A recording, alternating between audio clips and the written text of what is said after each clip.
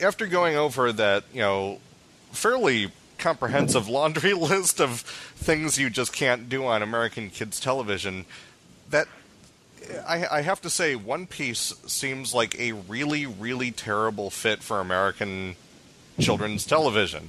Yeah, it's sort of a square peg in a round hole, right? Right. And I was that was before my time, right? But in discussing it, I can give you like my non-official take on how I think that all came to be. Please. And that's pretty much the best I could do. And I think it has some rationalizations and things that people, I still get hate mail daily in regards to One Piece, whether it's stuff from YouTube or stuff on our website or whatever, right? So, well, the One Piece rap is still out there. Yeah, and I want to. Hopefully, we can get by it today, and potentially my inbox will be less cluttered.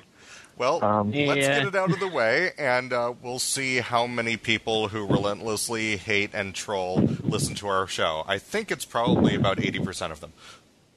Right. I think first we should mention that at the time when the licensing deals were being done for One Piece and Shaman King, I think they were kind of together. They were part of Shonen Jump, and the same licensor, so they were probably some sort of package deal, right? Okay. And to be a successful property at the time, you had to be a kid's property, right? To be uber successful, to have the licensing programs and to have the toy lines.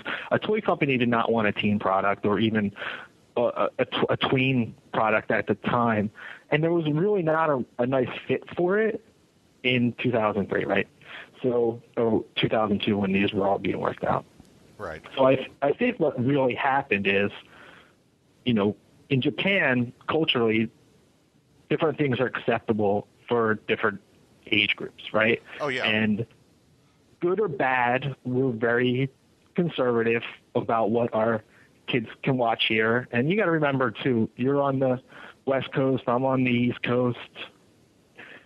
There's a whole middle of America and southern part of America that have different points of view on this, right? So what we think might be acceptable, you probably have 3 levels lower than that, which is really what would be considered acceptable. Hey, I live in Los Angeles, but Zach lives in Orange County. Right. Yeah, well, I'm originally from New Jersey, so I see what your housewives do in conjunction with what our housewives do, and Our Botox is stronger than your Botox. Yeah, I think we could be in a fight, though, if we had to do a brawl. But, yeah, so, you have to understand where they're coming from in terms of culturally, right, what's acceptable for the kids. Whether it's right or wrong, it is, right? These things exist, and there's constraints. Right. At the time, so, hey, we have this great kids product. We want to license a kids property. Oh, it looks great. It's rating well in Japan. It's kid stuff. Oh, here's all our toys, So I think that the licensing group who acquired it, there weren't the checks in place with the production team back then that there are now in terms of screeners and total review. And they were just trying to acquire a hot property. And I think, the ink was dry before the total amount of on the programming side of due diligence was done.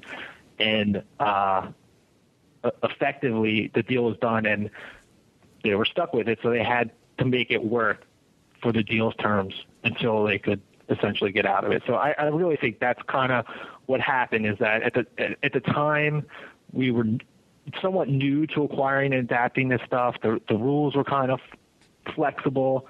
Our internal process, wasn't quite there in terms of how content was reviewed. And I think it was really because it was a competitive deal to try to get the deal done. It was done probably without the proper steps being taken that we would do today. And I'm not saying that they were missed back then. I just think they didn't exist because, it was new, it was a newer type world, and there was a lot of people competing for this kind of stuff. So I think what happened is it got to the production team, and it was reviewed, and they were like, wow, you have to make some changes. And then they had to, run it through broadcast standard practices, and they came back with notes, and they had to then implement and do a lot of things to make it work. So, I mean, it sounds to me like the best way you could describe this was a poorly researched license to begin with. And do you think the reaction was immediate once they found out? Because there's guns and beer in the second episode of One Piece. I believe that, yeah. I think that I wouldn't say poorly researched. I think poorly researched in terms of the anime. Right. The production team at the time was not involved because as soon as they got masters, once the deal was done, they got masters and started reviewing them. They knew guns, smoking, alcohol, blood. You can't have any of that. Really, stuff. really bloody throwdowns. Yeah. Yeah, exactly. So I think they were stuck, and they had to do the best that they could at the time to fit within the confines of what was acceptable in the medium that we had to deliver it in. So, I mean, were people... this is before your time, but I have to ask these questions, otherwise our listeners will rip us apart for not getting into this. But I'm personally curious, as a fan who was mortified by your version of One Piece, by 4Kids version of One Piece, I was mortified by it and laughing quite hard at how different it was. Was there the sense that we've made a terrible mistake, or was there, well, maybe we can still make something out of this? I mean, I assume people are generally still optimistic, but was there a sense that we're about to kind of eat it? I think that the production team knew that there was problems, and they made the best that they could out of it, and the attempts were explored once the feedback and the reviews and the licensing programs were in place to look at a way to transition the property.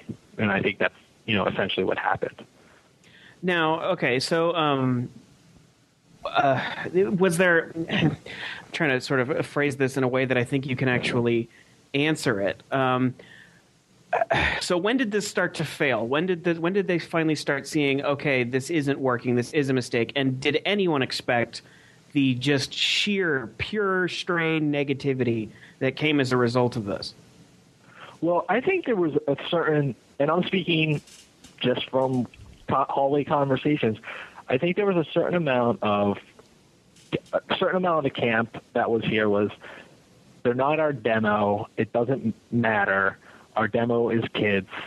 This is, we have a license and we have to make this for kids, right? So everyone who's complaining is not in our demographic and they're not our target anyway, so it doesn't matter.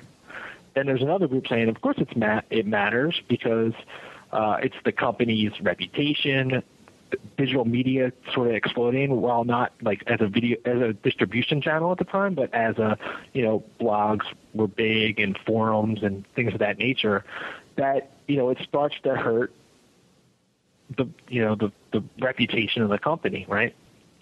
So I think there was two camps, and the net result was, okay, we need to, our commitment is essentially out in terms of what we needed to do at the time, and let's look at a way for that we can, transfer the property. Now, like I said, that's all my putting two and two together here and there, just because my own curiosity of why am I getting so much email or, seeing so much negativity around this incident. I think if you were to remove the One Piece from our history, right, take it out, I would argue that the rest of the adaptations, while you might not like some things being adapted, if you can understand the broadcast standard and practices, which we had to live around, that we would not have the negativity. I think a logical person would say, okay, well, I see what they did, I see why they had to do it, and it was done. And I think the One Piece is such an extreme case that it kind of it's clearly goes into every facet of whatever we do. Right. Right. Now, see, well, here's the